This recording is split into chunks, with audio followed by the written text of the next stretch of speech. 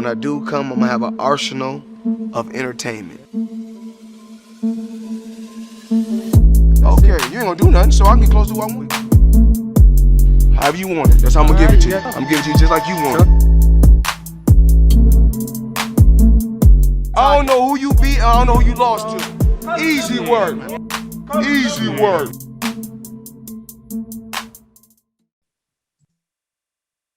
What up, Fight World? It's your boy Ego, and I'm back. The gang's all here. Easy Work Wednesdays. From the top, we got my man Ricky Williams, Boxingego, my man Matt, aka Nuke, representing the East Coast, Real Brother 32, my man Ari, and my man Sura, representing Chicago. How's everybody doing? Bless. We good. Before I start Easy Work Wednesday, I want everybody who watches this video to give my man Ari, he's family, Ego's Army, he just had a baby, a new bundle of joy. So get some claps for my man Ari. You know, he's been holding it down. He be putting you suckers in check. letting you know the real. So Yes, sir. congratulations on your new baby. Thank you, Congrats, man. I man. really appreciate it. Congrats. Thank you. Congrats, guys. Thank you, guys. Congratulations, man. Yeah. It's about to be new beginnings. 2021. We're about to have a new president. Already got a new baby and new media. You know, it's just gonna be new everything. New everything. Speaking of new, Terence Crawford, he may have a new situation. He may stay with Top Rank. That is the conversation. It's been a heavy conversation. So in case you live under a rock, there's been a frayed relationship between Top Rank and Terence Crawford. Maybe it could be mended. Maybe it can't. We don't know what the future holds. But at the end of the day, they've had this public spat. And I know you guys, everybody here has pretty much heard of it. What do you think? I'm going to start with Ricky Williams. Bob Arum, he basically made a comment saying he could have bought a luxurious house in Beverly Hills with the amount of money he's losing on Terence Crawford. What were your thoughts when you heard that? When I heard it, like I said, man, I tell everybody this. What do you expect? It's Bob Arum, bro. It's Bob Arum. Bob got fuck you money. He don't care. For what? He 90. Well, how old is Bob? How many hearts he can get, man? I mean, how old is Bob? He ready to kick the bucket and say, just get it over with. But what? Come on, man. Like I keep telling y'all, bro. Bud doing this to himself, man. Bud doing this to himself. He need to figure it out, bro. But in my personal opinion, I don't see Bud going nowhere. Bud love it where he at. He comfortable. Bud is comfortable. He in them silk sheets. He getting his money like he want to get it. You can't be mad at him. I ain't counting his pockets. But he is not trying to fight no top welterweights over at Top Rank. Plain and simple, short and sweet. Real brother, what are your thoughts? Man, when Crawford, Oh, you got the beard looking wavy. What, you got a barber in the pandemic? I just left the barber, man. Salute, Man, how you got to, hold on, my bad. I didn't mean to cut you off. Bro, I'm out here Grizzly Adams and you got the sharp beard. Hey, Yo, I saw, look at this dude. He got the pandemic barber. When I saw you the other night on the last live stream, I said, yo, Ego got the new iMac and his shit is crisp. Like I could see into your beard. Oh, that's, yeah, the new computer's busting. That's when I hit you on the Cash App. I was like, bro, I can see deep into your shit. Your beard is crispy. We working. And I had to go get a cut. You got that pandemic barber lined you up. Cool. I had to do it. Hey, Crawford. Shout out to all the Ego Army, man. Thank y'all for the prayers and support. As y'all can see, your boy Smile came back. The Bell's palsy is done. I'm about 100%. I've been getting Botox injections, acupuncture. So I'm back, baby. Thank y'all for the prayers. I appreciate it. Now, Terence Crawford, man, I said this. We talked about this. If y'all go back to Ego's videos, he does timestamps. All this shit is relevant. If you go back 6 months to a year, we talked about this. Terence Crawford re-upped with fucking Top Rank, and we said it's going to be a problem. Now, brother ain't got nobody to fight. He got to cross the street. I think he should have signed with PBC personally so he could just go over there and do what he do and smash folks up. So now, who is he going to fight? I think it was a bad move. Bob Arum is talking reckless, disrespectful, treating him like he Kunta Kinte on the plantation. But when you got $300, $400, $500 million, you can be ambiguous and kind of coof to people. You don't have to treat them with respect. You know, respect begets respect, but the money ain't right. So he's saying he losing money on promoting the pound for pound champ. Man, get out of here. I'm done. Matt, what's your thought? Nuke. Yo, I echo everything everybody said. And I said this last time. I was like, yo, Bob too old and he don't give two fucks about none of this, right? So, and he's clearly made that obvious. I think, you know, for Terence Crawford, he's one of those fighters that he really needs a Don King, right? Like just somebody that could just hype him up, do all the hyping and get him his fights. Like he's got no, to me, he seems like he's not interested in trying to promote himself or even trying to get the promoter to promote himself. And at this point, I don't know where he goes. He can't go to the PBC without someone there to help promote him. He's not going to set up his own promotional company and start really promoting himself. So I really don't see where the dude's going at this point. But really, I mean, the money team. Disrespect. Yeah. the money team. The money team could do it. I could see Floyd up there just promoting this dude, hyping him up. I definitely agree with that. That's definitely something I see. But at this point, like, I don't know, dude. Bob's disrespecting the hell out of him, like, every day.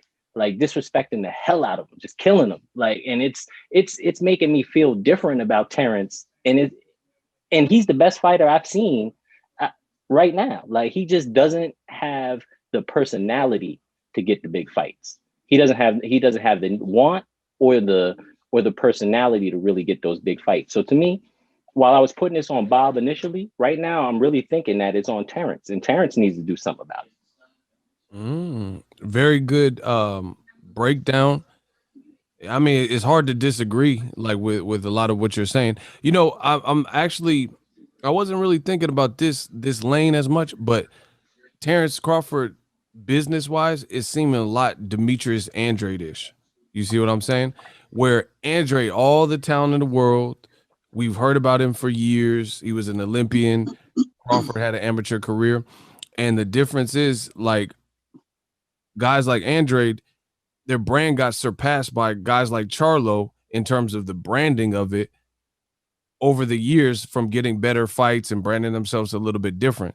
Same thing with Terence Crawford. Like, you got like Jaron Boots Ennis, and the way he's been looking and who he's aligned with. He's not signed to the PBC at this moment, but he could end up surpassing, if he stays on this track, especially if he signs with PBC and gets some of the bigger fights, surpass somebody who's been in it longer. Because in my opinion, I don't know if you guys agree with this, but Teofimo Lopez, he just put out a tweet today, and he says his new minimum is $5 million a pop. So he's been out less time than Bud on the same company, but he just had a fight that everybody respected. You know, everybody respected the Lomachenko performance. And Bud, you know, some people are still saying to this day his best win is Gamboa from 2014. I mean, hold on. What is Terence Crawford's best win to you guys? Victor Postol. And that was in 2016. And you know, at one point, before you let everybody jump in, like, he was in Omaha, fighting out of Omaha for so long. He never tried to go and take the tank route and fight in this city and fight in this coast. He was fighting in Omaha for the longest. And I remember times I was like, why is this dude fighting in Omaha? Why is he not fighting in Vegas or trying to promote himself in the Garden or something like that? So I think that was a mistake on his part for a long time. And they did it with Errol Spence too. He has some Texas fights where he's from, but he also fought in LA at the Staples Center, and it was lit. I was there. You know what I'm saying? He fought Sean Porter, Unification. Meaningful fight, and it was in LA. I mean, who doesn't want to be in LA, Staples Center, you know, where LeBron plays? Ari. No, actually, there's a couple of people who haven't answered. What is Crawford's best win to you guys that haven't answered? I think the Postol fight. I think the Postol fight. Okay. Sir? Yeah, Postol. So 140, 2016, his best win. Yep. He said, yep. All right. What are your thoughts about Bob Arum's comments to Terence Crawford? I think it's unfortunate that such a talented fighter like Terence Crawford is getting shitted on by Top Rank. You know, we've seen this, you know, Bob Arum's complaining that, they're losing money, but we don't hear him saying that they were losing money on Lomachenko and on Tyson Fury. You know, you have arguably, you know, the best pound for pound fighter in your stable, but you have two guys that you're promoting more. That one of them is a cheater, and the other one was just hype job. But I do blame Terence Crawford for this because he is complacent. He is okay with it. So you can't, you know, blame Bob for shitting on him when Terence Crawford just lets it happen. You know, I wish that when it came to the business side of it, I wish Crawford was as I guess, I don't know, ferocious as he is in the ring. You know, like, be that aggressive to get that money or to have them, you know, promote him that way. It's crazy to hear him talk about how everywhere he went, he saw promotion for the Lomachenko fight, but they're fighting a week apart, and there's no promotion for him. You know, and another thing that I've noticed, any time that any fight that Terence Crawford was fighting that you saw on TV, the commentators were constantly, talking about Lomachenko, always talking about Lomachenko, always talking about Lomachenko, but you never heard that going the other way. So, like I said, I do blame Terence Crawford for being complacent. He had the option to, leave a year ago or so, but he decided to re-sign with them. So it's his fault. Ooh, Ari, you missed last week. We understand why, but you came back with some heat. I agree with you. I mean, this is what people feared ultimately with the re-signing. Like, at least my thing is this: I can't tell another grown man what to do, but at least explore your options, see what's out there. I feel the same way with Dillian White. Dillian White could have went to ESPN, he could have went to PBC, but he stayed tethered to Eddie Hearn, and he got knocked out by a Povetkin who's 40 years old, and he never got the title shot. So he was complaining, "Oh, I waited 1,000 days to get a title shot," but you could have got a title shot with Wilder. He told you how. He said, "Come over here. It's easier to facilitate. Get from around Eddie Hearn, and we can make that fight happen. Fight Luis Ortiz. We can make that fight happen. Get past him." But he didn't do that, and then he got knocked out by someone lesser than Luis Ortiz. And these fighters, I agree with Ari 1,000%. They got to get smarter. They got to get smarter and grab the bull by the horns with their own careers. And it's hard to feel sorry for somebody when they allow it to happen and they're complacent with it. I do feel bad because, like you said, Crawford is an amazing talent, but it's hard to feel all the way bad if he just said, literally, he said, my Postal fight wasn't promoted. The Khan fight, they said there were budget issues. These fights weren't really made for him to win in the fans' eyes. Even if he won, people were going to badmouth him. You know what I mean? And the Kell Brook fight wasn't promoted. And then he's saying, hey, but Bob Arum's a great dude. I know he tried to get me the fights. Pacquiao was with Top Rank at the same time. You guys were A and B. You should have fought, but they never made that fight. And then now all of a sudden, Pacquiao left and he's getting big fights with Keith Thurman and Broner. Hey, Sura, do you have any add-ons to the Bob Arum's comments?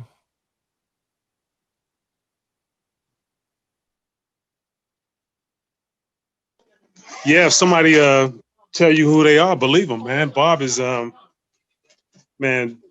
disrespectful to Bud, man. Bud get charged up when them fighters say something crazy about him, and then he give Bob a pass. There's only so long, you can tell Bud mentality is to leave well enough alone. But now, shit, it ain't well enough. Bob coming out like that, saying that type of stuff, talking real foxy and hostile. Bud got to go, man. Any self-respecting person would see up what Bud is the best thing that Bob has, and Bud getting peanuts compared to Tyson Fury and stuff like that. And Bud's the best thing. He your number one guy, and that's how you treat him. Come on, man. That's crazy. That's crazy. Definitely crazy. And like Ari said, there's no way Tyson Fury, outside of the Wilder fight, what was a joint adventure, there's no way that Tyson Fury, Otto Violin, and Tom Schwartz both were positive income generators. You see what I'm saying? We've seen the comps. They had to comp out a lot of tickets for Tyson Fury's fight, and he got a bigger deal from everything we've heard. They're saying Terence Crawford is getting $3-4 million a fight, and they said Tyson Fury has $108 million deal. So how come Bob is not throwing him under the bus, Tyson Fury, for cheating, but also losing him money in all fights not named Wilder since he's been with ESPN? So, yeah, I agree with you, sir. It is a disrespect to Crawford and his brand, but you can't stand for that if unless you like it. That's how I feel. Ricky Williams, Facts. you shake your head. Bro, I'm sick of Bud, bro. I'm tired of Bud. Why? Man. Because, man, look, bro. Why? One, look, okay, so we know he watched videos, right? We know he listened to the fans because he spazzed out on Twitter last weekend about fans saying A, B, C, D, E, F, right? So we know he listened to the fans. He know what people saying out in these streets. Like I said, man, this dude, like he said out of his own mouth, bro. He said, we heard what he said on the interview or the sit down with Mixed Boxing or whoever her name was. We heard what he said. Then out his own mouth, this dude said about his old fights that he knew was trash. He knew that these fighters was trash, right? What you mean? I'm a fact, Bud.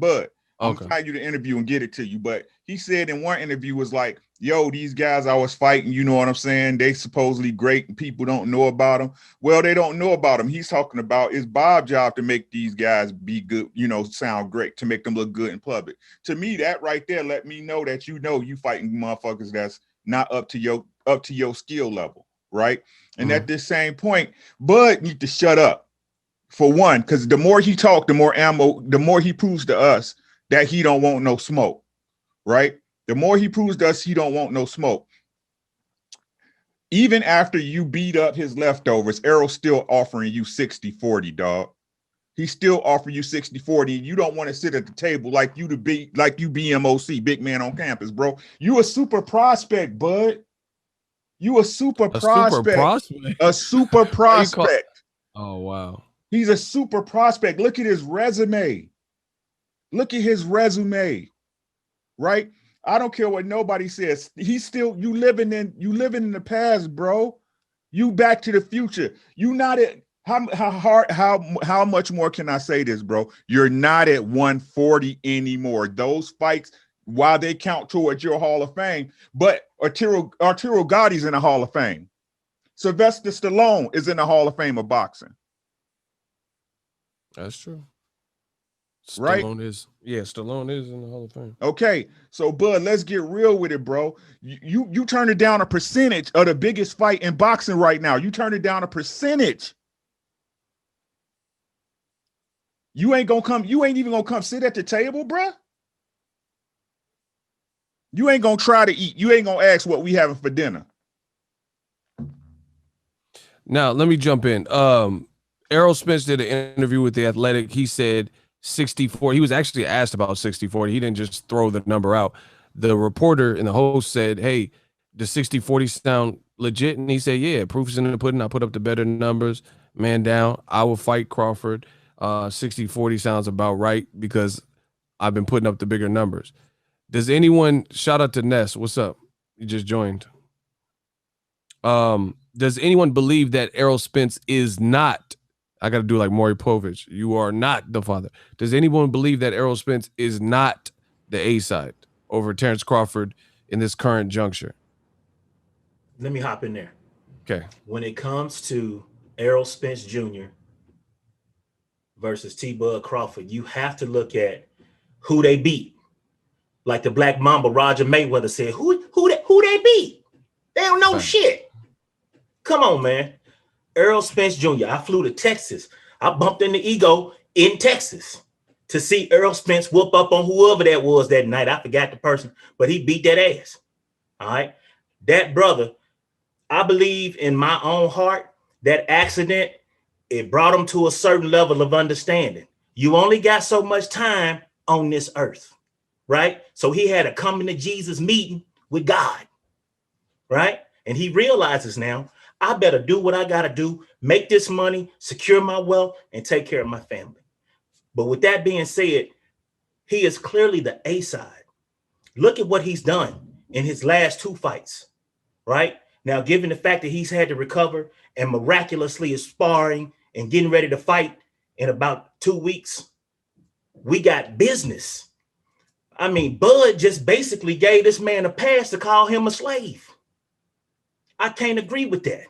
I mean, I respect him as a fighter. Hold on. He gave him a pass to call him a slave.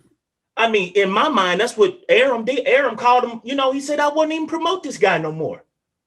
He said he losing money, Ego. Yeah, Arum said, I'm losing money fucking with this cat.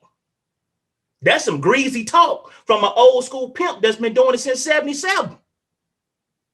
See, and the other thing that I feed off energy. Bud, the competitor, like Ari was saying, the competitor, he's fierce, he's ferocious. He don't let nobody in the ring.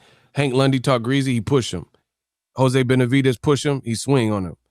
Gary Russell said, I socked you up when we were amateurs and you fell and you was crying. He said, I'll break your neck when I see you. But Bob Arum, an 88-year-old man, is talking that same talk Gary Russell Jr. is talking in the business sense. Talking And Terence reckless. Crawford's energy seemed different. He, like, I'm not saying threaten Bob Arum to break his neck or nothing, but because he's not a fighter. But what I'm saying is you're very accepting almost of Bob Arum's commentary. Like, oh, he's a good dude. Why don't you say that to Gary Russell? Oh, he's just a little featherweight. He's a good dude. He don't know better. You know what I'm saying? You have a whole different sinister energy. And I just want to say this before we continue. I'm not a hater of Terence T. Bud Crawford. I love him as a fighter. I think he's phenomenal. But if you're going to be tenacious and ferocious in the ring, you have to have that same acumen when you're dealing with your business sense. You have to be that same dude that's willing to knock somebody off their ass to get your money. This dude is controlling your income. He's basically limiting what you bringing in, and he taking 45% off the top. I'm just guesstimating because I don't know the business. I ain't seen the contracts, but I know Bob. Like Floyd said, all that shit Floyd was talking was real. That was serious. And now Floyd is a billionaire, $1 billion player, like we say in the video game world on my channel. Shout out to Real Brother 32. But that's what I'm talking about. Floyd is a billionaire. Bud might got 50 million in the bank. Come on, baby. Get out of there. And funny you say that, because I remember Mike Tyson obviously had that aura for being like scary and, you know, killer or whatever. There's this interview with Don King, his promoter, and Don King said something that Tyson didn't like. And then Don King said, "Hey, Mike," and went to touch him. He said, "Get off me." Like, and he had the same fighter energy. He did that to his promoter. It's all on camera. Don King was like, "Come on, Mike, don't be like that." And he said, "Don't touch me. This interview's over. Get off me." And then he just jumped up and left. And Don King knew to retract his hand because Mike meant business. You know what I mean? But Bud, like I said, Gary Russell, he talked greasy. I'm gonna break your neck when I see you. I'll knock you out. Won't, won't, won't, won't. But Bob Arum, you know, he's like, he's a good dude. You know, he didn't mean it that way. It almost sounds like someone in a domestic violence relationship. And then the family members is talking beat about down syndrome. You've been beat up so much, you got the beat down syndrome. Yeah, He like- loves me. He loves me. That's why he gets me. your family members trying to save you because that's their daughter and sister and whatever else. And they're like, nah, he's not like that, you know, thinking of the glory days of when you first met him in the honeymoon stage. Do you have anything to add, Ness? Ness ain't got a piece of this. Hey, what's going on with you guys, man? What's up? I'm a member under Ernie, but this is actually my the name everybody call me. But I got you. My Gmail I got you under my Gmail. But yeah, I wanted to chime in on this Bud situation, man. Like the more I see it, Bud, the more I like him as a fighter. You know what I mean? Like I came in as like an Errol fan. So like the way I learned about Bud is from like his interactions with Errol. See, like I'm from Philly, so like I know all the boxers here. Like I know Tev, I know Dargan, all those guys. So I kind of attach my viewpoints from boxers that I like, and Gotcha. I pretty much learned about Bud from EJ. So I started to like this guy, but the way I'm seeing him accept the way Bob Arum is treating him is like kind of making me feel like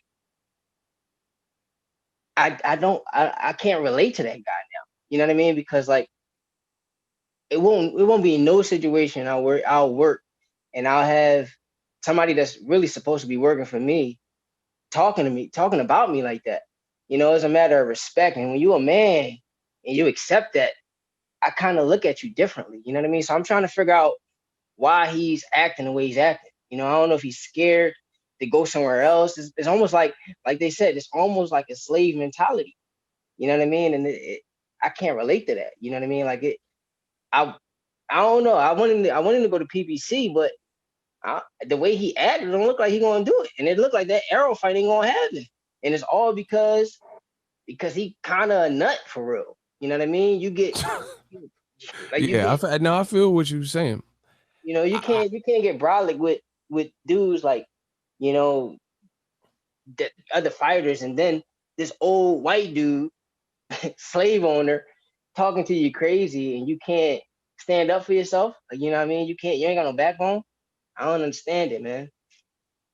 I feel you 100%.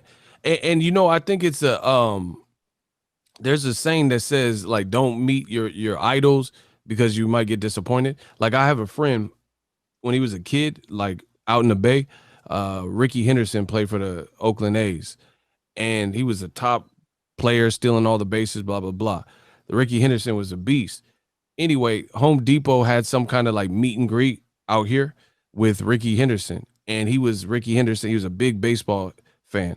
Ricky Henderson was there signing autographs, and then the kid met him, and he said Ricky Henderson like growled at him or something and said, and like snatched his paper. He just wanted to autograph.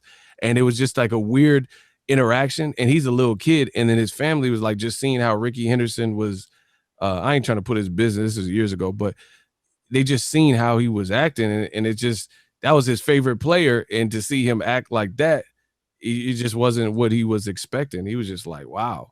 Like I didn't expect he would be like that. And he said he stopped like not really liking him. He started looking at other players and stuff because the interaction was so bad. And I think all of us here respect Bud the fighter. So you would just expect Bud the businessman to be on the same type of time. But it looks like, you know, he seems a little bit like Ari was saying, a little bit complacent in terms of his business. Like even his brand, like TBC, he didn't do that after the Gamboa fight when it was really like just everything was lit and stuff. He kind of waited until whatever fight Felix Diaz, and he couldn't get some of the bigger fights, and then he put out his merchandise and stuff. This is a business at the end of the day. Ari, do you have anything to add? Yes, and like I said, I have been to more Terence Crawford fights than any other fighter that I watch. You know, he does fight at the Garden often, which is great, which I get to go to whenever he comes in. I've been to like 3 or 4 of his fights, but you know, he said it. Bob Arum works for him, not the other way around. But it seems that the relationship they have is like, you know, it's like Bob just, I don't know, controls him. I don't know. I mean, I wouldn't say control, but like, it's just unfortunate. I don't know. I mean, like, he's such a good fighter, and he's just too complacent. And he's got to make moves, man, because if he doesn't leave Top Rank after this, you know, let's say, for example, if his contract is not over until next year, whatever, if he doesn't leave, then it's, you know, what does he expect from them? You know, Bob already said that he's done promoting him. So what does he expect from them? He's got to make moves, because if not, then he's, I don't know. $1 million question. I need to hear some answers. This will be open after I get the question out. Is Terence Crawford, if he decides to stay with Top Rank and they can't facilitate the fights, is he ducking PBC fighters as a result of his business decision? Would that be classified as a duck? I think by default, absolutely. Absolutely. There's no way he can't. You can't say he's ducking, because he know the fight not gonna happen if he stay. You know, so I've been told y'all by default, like you were saying before in a couple of your posts a couple of videos that you had put up, definitely. I can't see no other reason why he wouldn't be considered ducking. Ricky, I've been told y'all he ducked when he signed the first re-up, bruh. He been ducked. Let's keep it a buck, right? This I only use what Terence Crawford say. I only use what he say. This is what come out this man mouth, right? You take a lot. You will take a loss in money for Postal, right? And other guys, you thought that was beneath you, but you won't take an L for a legacy-defining fight with Errol. You won't take a money loss then. You won't take it with Sean Porter. Ooh. You won't take it with Keith Thurman. Hold on, let me jump. Okay, you kind of sparked the brain, like Tupac said. He said he won't fight Errol for 40% of a pot that could. Everyone says they want this fight. He said 60-40, not going to happen unless I get to 60. But he's also on record saying he took a pay cut and he deserved more for the postal unification. You got undercut with Khan. Khan made more money than you, bruh. All right, but in Bud's defense though, what is he supposed to say? Is he supposed to say like, I'm gonna take what Bud was supposed to do was Say get less. a team around. Yeah, shut up. Honestly, that's how the whole Bob Arum thing. Like my thing is this: even if Bud, like, let's say he feels fear, because let's be real, a promoter who has you for another 8-10 months or whatever, he could make your life hellish or put you on the shelf, not give you fights. I get that, but it's not necessarily that he's playing it cool. It's what he's saying to me that seems a little bit weird. Like Bob's a good dude. I could just say, like, for me, I would probably be, if I was trying to play it cool, just to make sure they didn't torture me for my last 10 months if I end up leaving, I would just say, we don't agree on this, blah, blah, blah. I would say less, basically. But anyway, Ricky, what were you saying? Yeah, and like people get like just the shit he be saying, yo. So Bob supposed to work with me. Then why Bob firing your ass? Why Bob firing you? You not firing Bob? I don't give credence to nothing Bob say though. Like why not? I don't trust him. You should. Like you can't blame the failures of your promotion. Yes, you can. Yes, you can. Historically, you hold on, bro. I done said this before. You know it. Nuke know it. Sewer know it. Brother know it. Ego know it. We all know Bob does bad business to black fighters, and he's still there. Bud is responsible as a man for his actions. I'm not gonna give him no other chance. He had a chance. He had a chance to get out that contract. He had his chance. That's fair. Hold on. He blatantly knowing when he signed with Bob, he was about to move to 147. He knew he was about to move to 147 when we all know, and we're on the outside looking in. We're looking into a glass house. We all know the killers is at PBC. Hey. So you think they don't know? You think they don't know the money at PBC?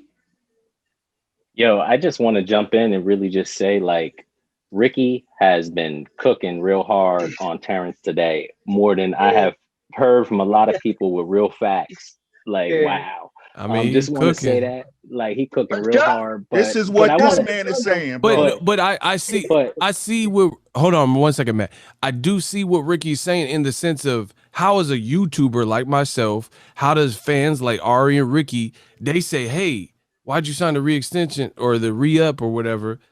Look at your options elsewhere. All the fans really did say that, because I remember when I made videos about it, people were like, I don't know if he should have signed. That's what people said. So he's saying, if fans outside of the business can see it, then how come somebody who's connected to the business, how don't they see it? You know, and it's just, they act oblivious to it. So we all knew, Ari, let's be real. Did you know that it would be harder to facilitate with the different sides of the street, Crawford versus top level PBC guys? Absolutely. And when and we talked about it right before he re-signed with them. And when he re-signed, we're like, what the fuck is he thinking? You know, like, that's what I'm saying. It's crazy. And another thing is, like, you know, him saying that, oh, Bob Arum has really tried to make these best fights. Bob Arum is on video telling you that he killed the Manny Pacquiao fight because he, quote unquote, knew what would happen. So he just told you on video that he took away a legacy fight versus Manny Pacquiao, and you're still defending. And who got it? Who did Pacquiao just fight last? Keith Thurman, PBC. So did Keith Thurman didn't get the fight killed? Al Heyman didn't say, like, nah, Thurman, you don't deserve that. You've been injured. He gave him the fight, you know what I'm saying? Or let him have it. And then Pacquiao ended up beat it. See, this is what happens when promoters try to play God. And what I mean by play God is, like, manipulate the board and clever matchmaking instead of just allowing it to happen. Because some people thought Keith Thurman was going to beat Pacquiao. But then people gave respect to Pacquiao, like, damn, he beat Keith Thurman. I got to give him credit for that. And Keith showed a lot of heart in the second half of the fight, so you still respected Keith Thurman's brand. But Terence Crawford never got the opportunity to fight Pacquiao, despite both being with Top Rank. Now, I got to get back to my man, Matt, to see if he had, because I kind of jumped in on you. Yeah, I just wanted to double click on that one point from Ricky, like the 60-40 point, right? So Terence is making what, 10 million a fight. And this is why I think, after Ricky's conversation, why I think he's ducking. You make 10 million a fight, probably your biggest payday. But at a 60-40 fight, and it's $100 million fight with you and Errol, you got the potential to make $40-50 million if you win the fight. So like for me, to me, the money, it doesn't make sense when you're talking about those percentages, because this is going to be your biggest payday regardless. And for me, that's not really a point that you should be emphasizing if you're trying to, you just ducking Errol Spence, is my opinion. And I wholeheartedly agree with Ricky. I think that was a good point he made earlier. So I want to double click on that. And here's another prime, analogy for you guys is you got to go where the action is. If you want to be a football player as a professional and your aspiration is to make it to the NFL, if you're going from high school to college with the aspirations to getting into the league, the NFL, you would probably pick a college, especially if that college wanted you, that is known for producing NFL stars and running backs. You know what I'm saying? Go to Florida or one of the colleges in Texas. Wouldn't that seem like it would make sense? Like to go to a college that's known for, this is the school that Peyton Manning graduated from. This is the college that he went to, or whoever else is in the league, Russell Wilson.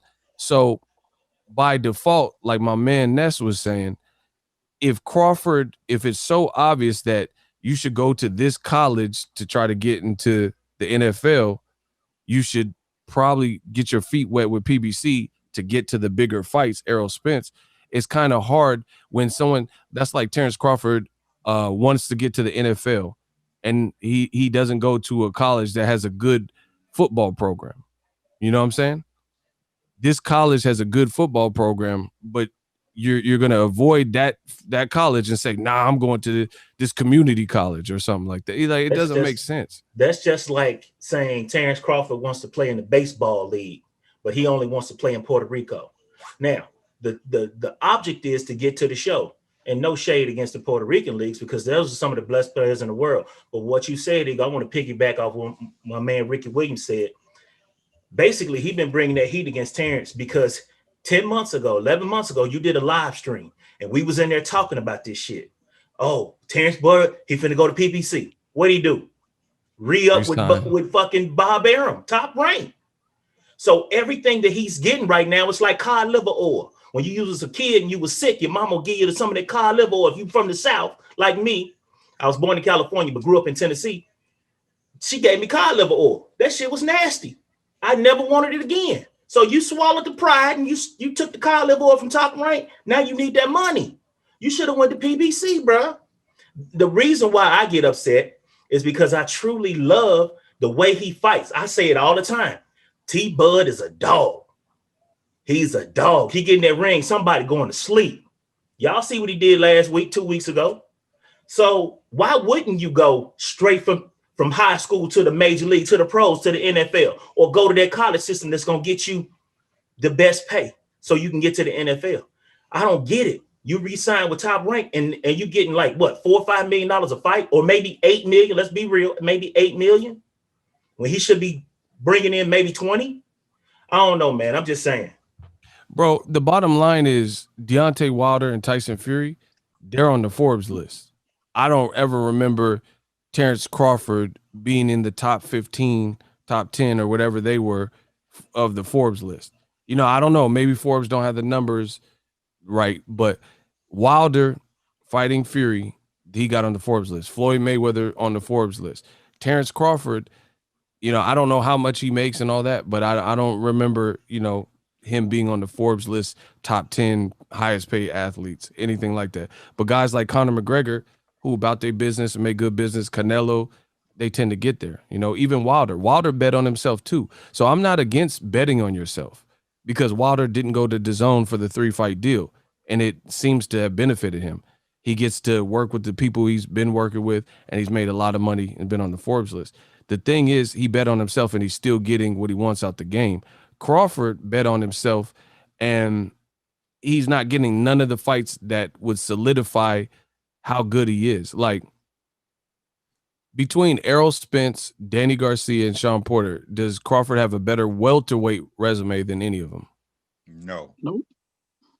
I mean, how could you say that? Like, No. Danny fought Brandon Rios. Danny fought Keith Thurman. Danny fought Sean Porter. Danny's about to fight Errol.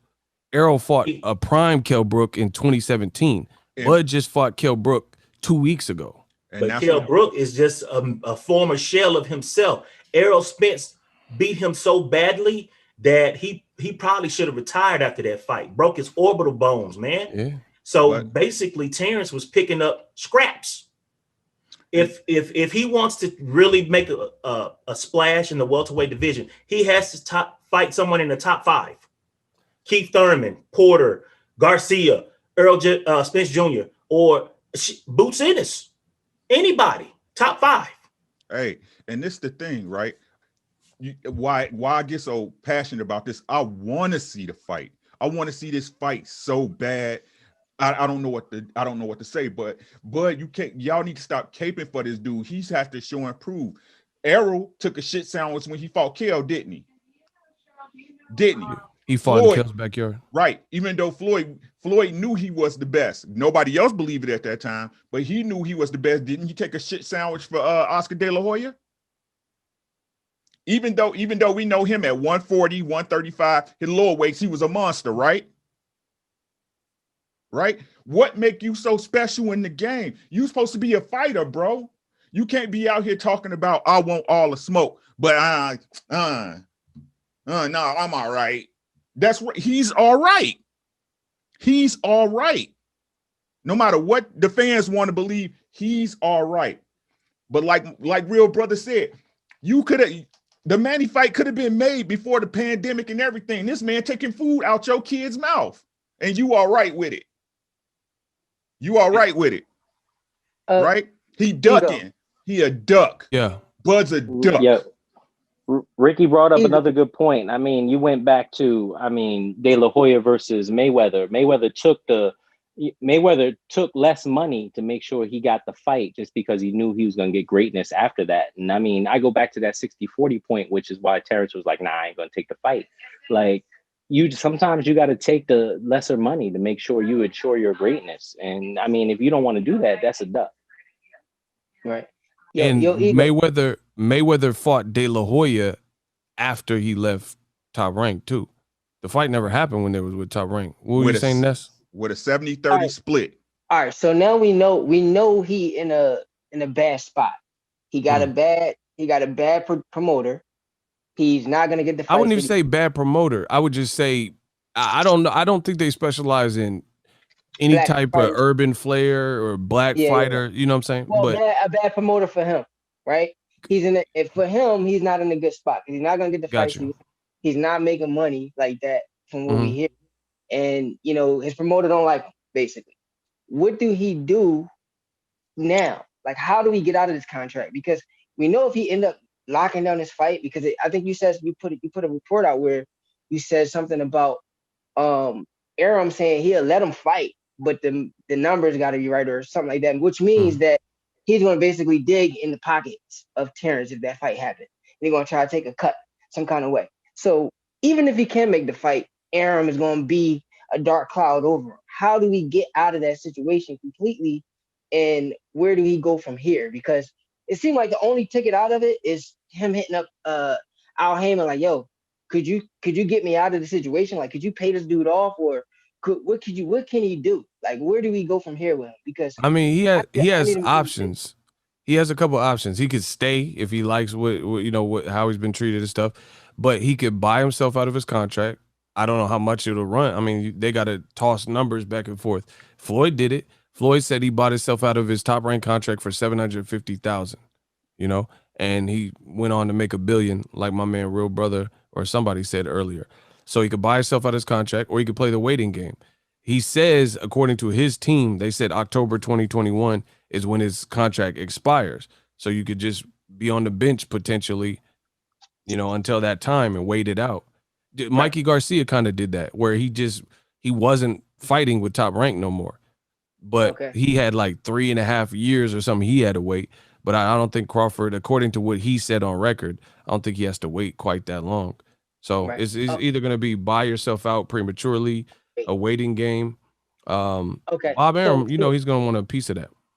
All right, so let's dig into that then. So if he tries to buy himself out, Bob Arum going to charge him a price that he probably can't afford. So he's not going to be able to do that. If he does stay, he's going to have to sit on the shelf. And will we run the risk of not being interested in the fight no more at that point? So should he stay active now at this point, or should he stay on the shelf? What do you think he should do? My thing is this: life is about taking risks. Floyd Mayweather took a risk, bought himself out of his contract. Mikey Garcia, bro, there's people, Nelson Mandela, there's people throughout history that have taken major stands for what they believe in. Nelson Mandela went to prison. Muhammad Ali, they said he dodged the draft. People were calling him a coward. He stood for what he believed in. He said, my religion is not going to let me go fight people in Vietnam. So I can't tell Bud what to do per se, but people have taken, Mikey was on the show for 3.5 years. That's what he was willing to do for what he believed in. So Bud, ultimately, if he wants to resolve this or change it, he got to do what he believes in. And if that means you can't fight till October and you got to, eat off the McDonald's dollar menu or whatever, you got to do what you believe in to improve your situation. That's what I firmly believe. But this is Canelo. He's another recent person. Canelo, he wasn't seeing eye to eye for a while with Golden Boy, and it wasn't working. So he got the legal team, paid whatever legal fees and retainer to have them look into the contract. He requested certain documentation, couldn't get it.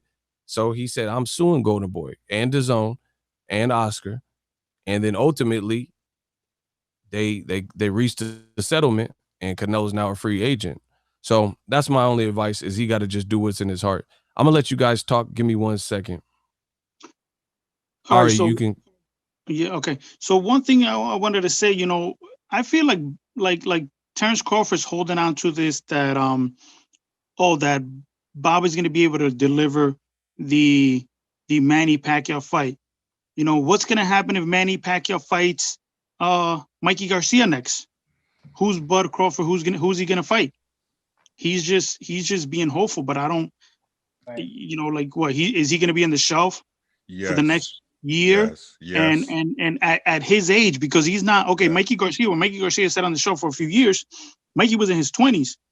Crawford is what, like 33 now or so? Yeah, he definitely can't take no L at this point. Bro, he already said this. This is what I'm telling y'all. He already know what's coming. He already know, bro. The reason why fights not happening for Bud, period, is because, one, we all know Bob is frugal, as they like to say. But right now, Top Rank is cash poor. They're cash poor. They're nickel and diming everybody. They nickel and dime Teofimo Lopez. They nickel and dime Lomachenko. They don't got no money coming in. The only promotional company doing company business right now is the PBC. That's why they're able to put on these big events. They're the only one who did business right. Shout out to Al Heyman. Right? All roads go through PBC. I've been telling y'all this for 2 years. All roads go through PBC. They're the only companies doing correct business. That's why I keep trying to tell y'all. Bud knowingly knew he was a big fish in a small pond. He's okay with that. And there's no way you can tell me, bro, me and you, I won't smoke with you. Right? I won't smoke with you. And I tell you, bro, meet me outside. We'll talk about what we can get his own. So everybody, I'm nice with my hands. To let y'all know, I'm nice with mine, right? So if it's some dude out there that think he's better than me, and we gonna, and if I get my ass whooped, I get my ass whooped.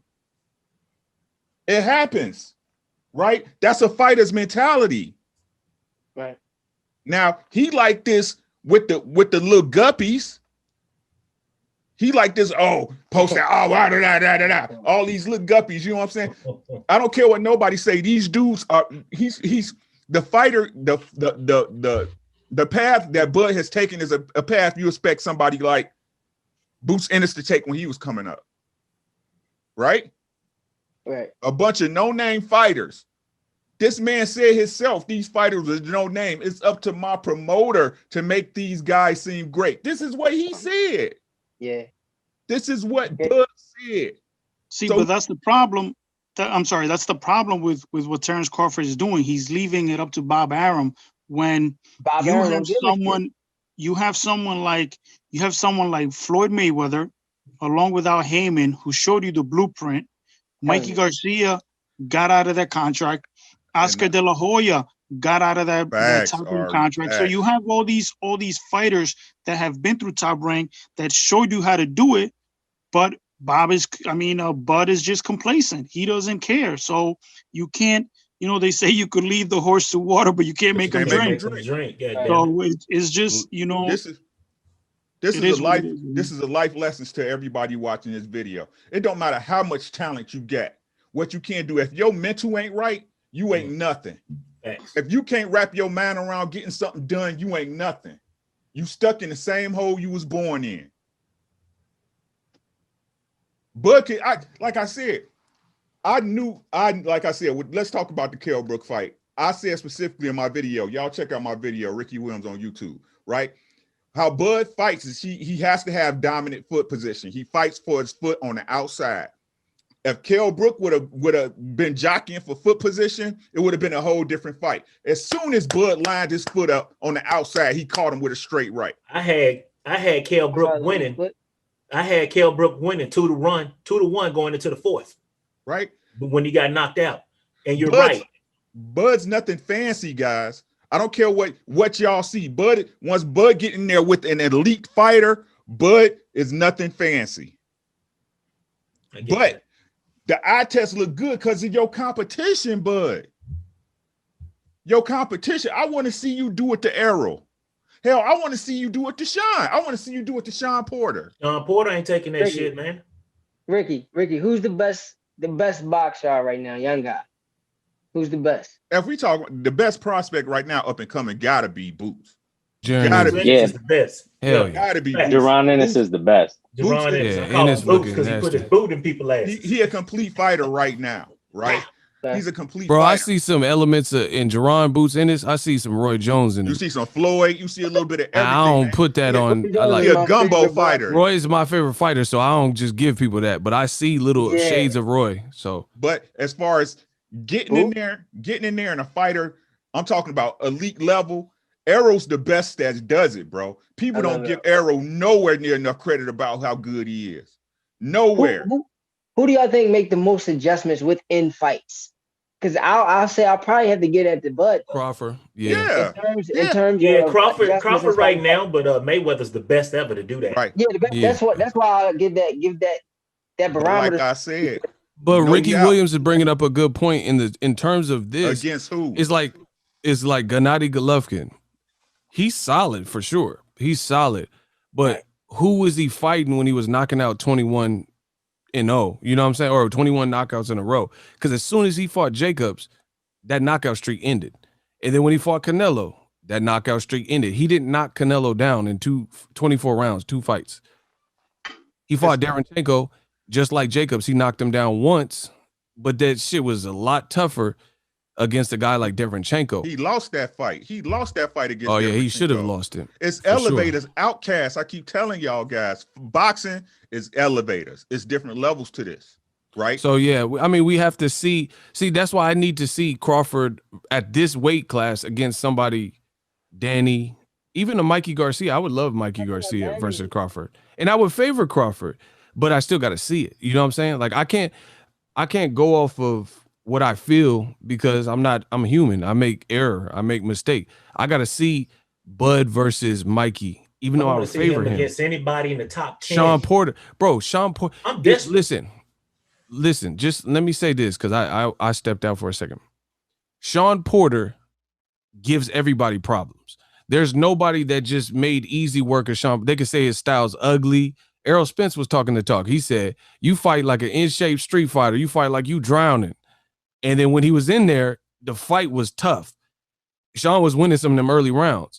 And Errol, that's pre-accident Errol, prime Errol, in-shape Errol. And he had to be buckled down, bite down on the gumshoe, in the trenches, bop, bop, bop. So if Terence Crawford just made it look easy, because Sean Porter's not a guy that has gotten obliterated and decimated like Kell Brook. Even though Kell Brook beat Sean Porter, that was close. Sean Porter is the fresher of the two. So if Errol had that war with him, and Crawford could fight a current Sean Porter before he has like a suspect performance or something, and he can destroy him in 4 rounds like he did Kell Brook, I'll be like, wow. But you have to see the competition level, because Marcos Maidana was knocking out everybody in Argentina, but he couldn't knock out Adrian Broner despite hurting him. Couldn't knock out Eric Morales. When you start fighting people from around the world, it gets harder. You know what I'm saying? And I have a lot of faith that Bud can do some great things. But at the end of the day, we still have to see it, because until then, it's just a premonition or a prediction on what you feel would happen. Bud's team has not been able to facilitate those fights that, you know, that really would answer questions. Another thing is like when if you notice, when PBC makes these fights happen, you don't see or hear Al Heyman all in the video like all these promoters, you know, and they just make fights happen. They pump them out and that's it. You know, Bob Arum being on camera or saying all these things about Bud is just, it's disrespectful, man. It's just, like I said, it's unfortunate, but hey, it's Terence Crawford's fault, and he needs to wake up. Or, you know, I understand he's a loyal guy, but you know, that loyalty, you know, Top Rank will continue after Bud is gone. He's got to do him. And let's unpack this. Danny Garcia came from 140, just like Crawford. Danny Garcia, I'm on his box rec right now. These are his welterweight fights in the last 5 years. Lamont Peterson, which that was at a catchweight, so that technically is welterweight. He fought. This is in sequential chronological order. Danny Garcia of Philly. He fought Lamont Peterson, Paulie Malignaggi, Robert the Ghost Guerrero, Samuel Vargas, who almost stopped Amir Khan right before Bud fought Amir Khan, Keith Thurman, Brandon Rios, Sean Porter, Granados, Ivan Redcash, and now he's fighting Errol Spence. That's a Hall of Fame Bro, schedule. what? That's a Hall of Fame list, Ego. Bro, come on. Let me do it one more time. Lamont Peterson, Paulie Malignaggi, Robert the Ghost Guerrero, Samuel Vargas, Keith Thurman when he was undefeated 27-0, Brandon Rios when he was 34-3-1, a tough guy, and he stopped him brutally with a headshot. Nobody stopped Brandon Rios with a headshot, right? Sean Porter when he was 28-2-1, Granados, who's difficult to look good against, 26-2, and some of those losses, you know, kind of disputed. Ivan Redcash, who's probably about to fight Broner, and now he's fighting Errol Spence. Yeah, he probably got the best resume out there, man. No, but Sean Porter, listen, I'll go to Sean Porter. Porter Got a good Hall of Fame record as This well. is Sean Porter. Last 10. And Danny was the first to stop Granados, I believe. Okay, Sean Porter fought in the last 5-6 years. Paulie Malignaggi destroyed him. After that, Kell Brook, close loss. Eric Bonet, which was, I think, a substitute fight because his opponent fell out or something. Adrian Broner, Keith Thurman, Andre Berto, Adrian Granados, Danny Garcia, a Cuban, your Dennis Ugas, with a 23-3 record, Errol Spence, and then he fought Sebastian Formella, who just fought after, you know, to Conor Benn. So the UK is using Sean Porter's leftovers, basically. That's Sean Porter's last several fights.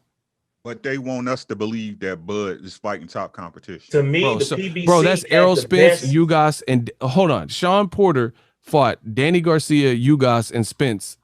That's his 3 fights in a row, bro. You gotta show me, man. That's some work.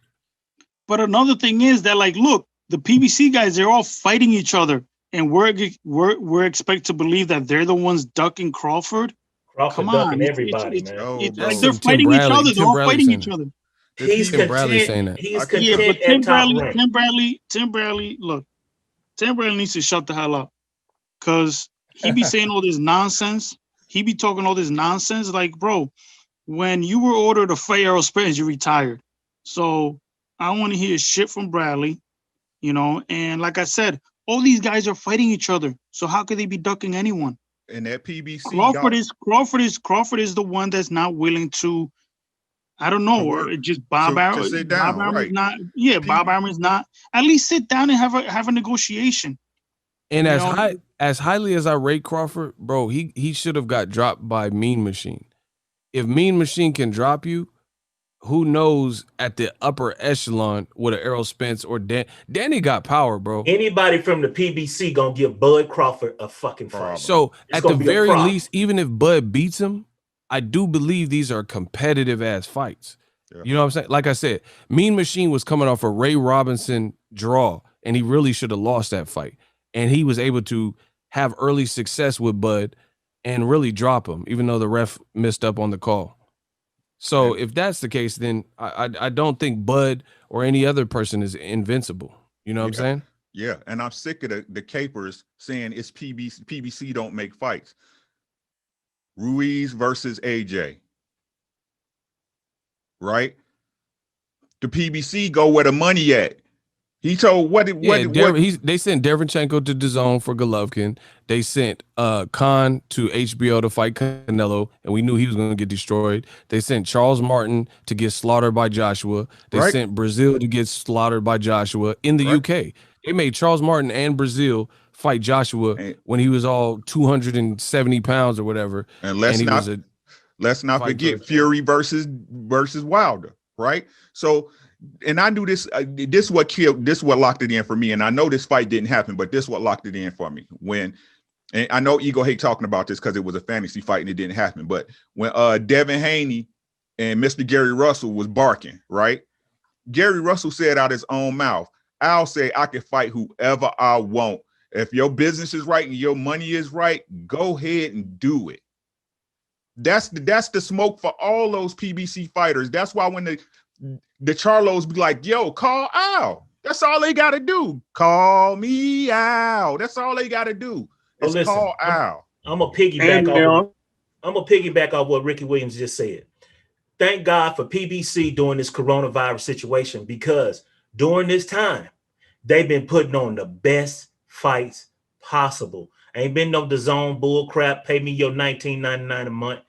I mean, it's been free, or either it's been on ESPN or whatever the case may be. But PBC been putting out the best product and the best fights during this lockdown situation. So really, in all honesty, if you step back and look at the process, when Bud signed on and he re-upped with Top Rank, that's when the shit hit the fan. Because we always discussing it. We had I think Ego went live. He did like an 8 or 9 hour stream. It was probably like a 10-hour stream. It was a vampire stream. We talked about that shit.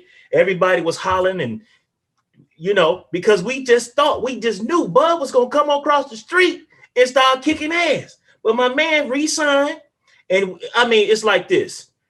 How can you complain when you sign the fucking contract?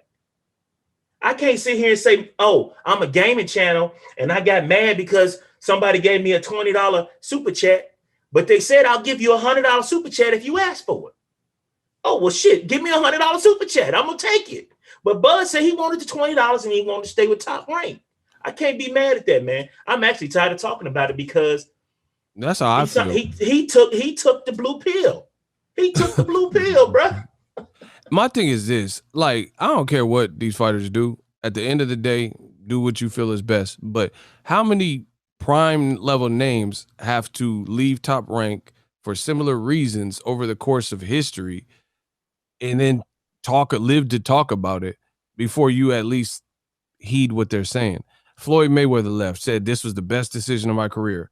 Andy Ruiz said Top Rank wasn't treating me well, and they put me on the shelf and blah, blah, and I was almost homeless and all this stuff, right?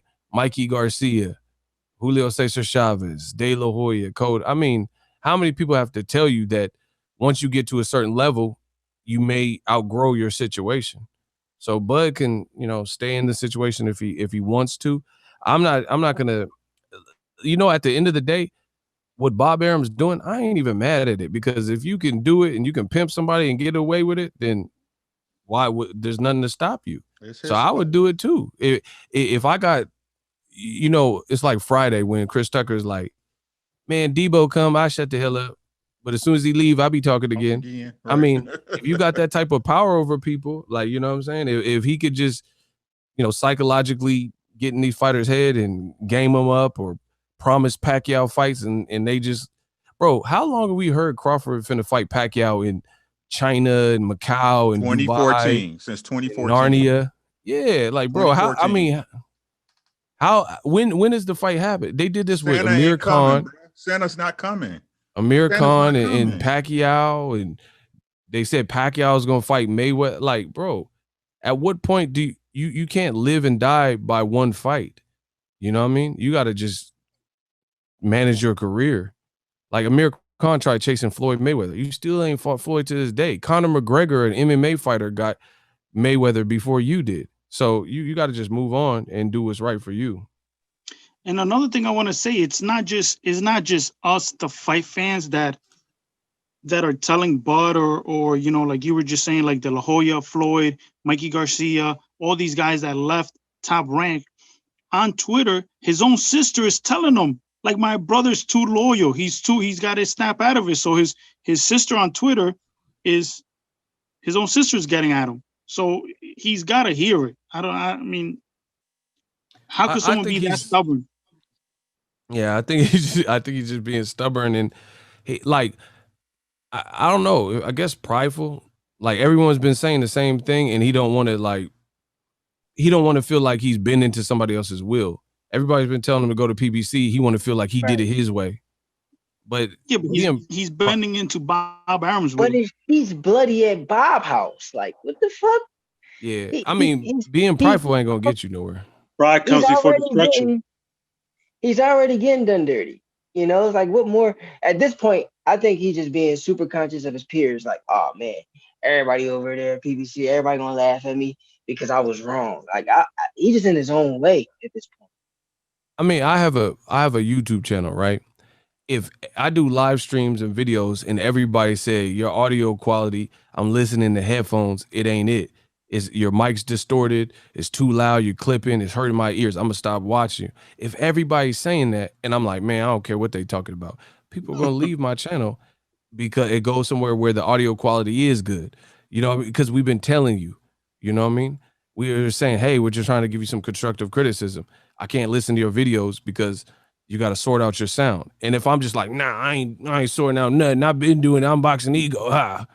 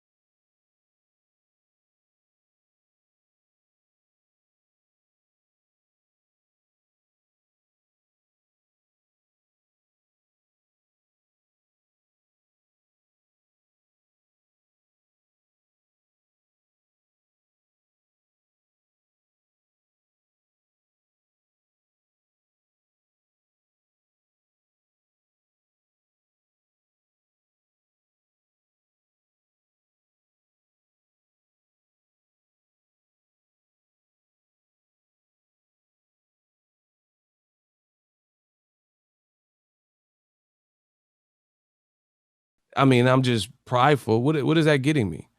Sometimes you got to listen, and it don't matter if people ain't made $1 million or, you know, because I see Crawford tries to go with, oh, these guys aren't fighters. You are stupid ass fans and you don't know ish about boxing.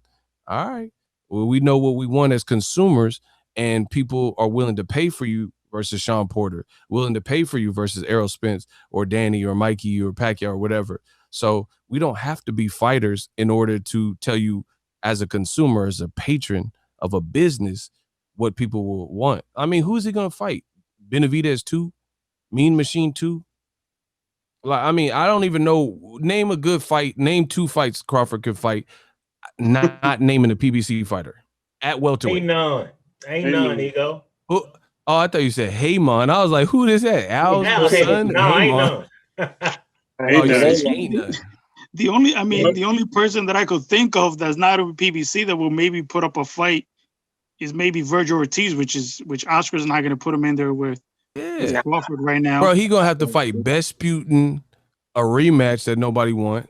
Mean Machine or Benavidez or Jeff Horn or whatever. Or Ben, another Euro Who's fighter. Ben? The Rat? Who's that? Ain't that the dude that fought Bud. last Saturday? Bud need to be ambidextrous with his business, like he is with his boxing. Ooh, bars. That's some bars. Bro, Luis Collazo, maybe he could fight him. I'm being real. Who? Hey, You better off watching two bums fight over some whiskey or something to see him fight Collazo. Oh, I'm telling y'all. No, Collazo, Collazo will be Collazo tough, but come on, man. Collazo, you need to move up. You don't go back. He could bring Paulie out of retirement. No. Bring Paulie out of retirement, man. Now you know what? He could fight. He could fight. Who? He could fight Tim Bradley. Let Tim Bradley come out of retirement and fight Bud. Have you seen how much Bradley look like? He 210. He ain't fighting no damn Bradley. Ain't been working out. But here's Bradley at Golden Corral. Bradley looks like a milk dud. Bradley out here looking like a milk dud. And see, this is y'all think he'll go do like a catch weight with Triple G? Nah. Hell no. That's too dangerous for him. He should just go to PBC and fight those fighters, man. That's all. Just really walk across the street and have a good fight at PBC, man. K2. Yep. Bud needs to change his name to K2. K2 Terence Crawford. That fake weed. The other thing that's troubling, and I swear to you in my heart of all hearts, I am not saying this. I've been a long time supporter of Bud. I'm saying it because it pains me. You know what I mean? But the thing that's actually sucks for Bud too is his own team. They don't act like, they don't build him up. You know what I'm saying? Like, you know how a girl, she'll get ready to go to the club and her friends will hype her up. Ooh, that dress is cute, bitch. Oh, your hair look good. Blah, blah, blah.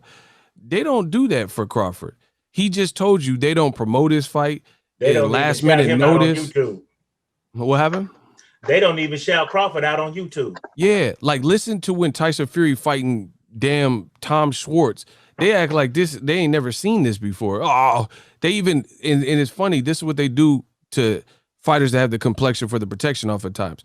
Tyson Fury on that fight with Tom Schwartz, they compared him to Crawford. They said he's like the heavyweight Terence Crawford. Man, if you don't stop.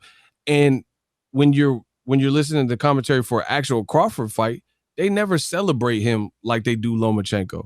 They talk about how Lomachenko juggles and plays Simon Says and holds his breath underwater. And they try to make it like this is some epic, crazy stuff. Like Lomachenko's indestructible. But when they talk about Bud, they act like, oh, he's good. It's like, I don't know. It's just weird to me, his energy and the way he be saying, man. So like you saying it don't, like he talk about Spence, like what it prove if I beat him? You know what I'm saying? Like what it prove that I beat him? But you say that the Kell Brook that's broken cookies, right? Broken brownies, prove something, right? This is the dude that helped put the Kell Brook that you beat in front of you right now, right? This is like, it reminded me like when I was a kid, I was getting into this dude. I ain't gonna name his name but I ain't gonna even lie to you, right? Dude used to talk crazy to me. This is like 8th grade. He used to talk crazy to me every day. Yah, rah, rah, right? Come time to fight, right? I'm chasing him. He come. I'm walking him down. I'm following him to his house by the dentist's office. I'm sitting there like, what's up? What's up? He's still talking like he gonna beat me up, but he walking away. Oh man, I'll whoop you, da da da, rah rah. But he's still walking towards the house. I'm sitting there with my dukes up, like, what's up? What's good? Right? That's what Terence do to me, man. And like I said, fighters don't have energy like that. My thing. What was that, sir? I don't know what's up with him, man. If he do it just despite the I told you so people, then he really cutting off his own nose to spite his face. He just need to, man, after what Bob said to him, man, man, you got to be a man, and I see Bud as being that type of dude, because when he went into that body shop when they had his ride, that was business.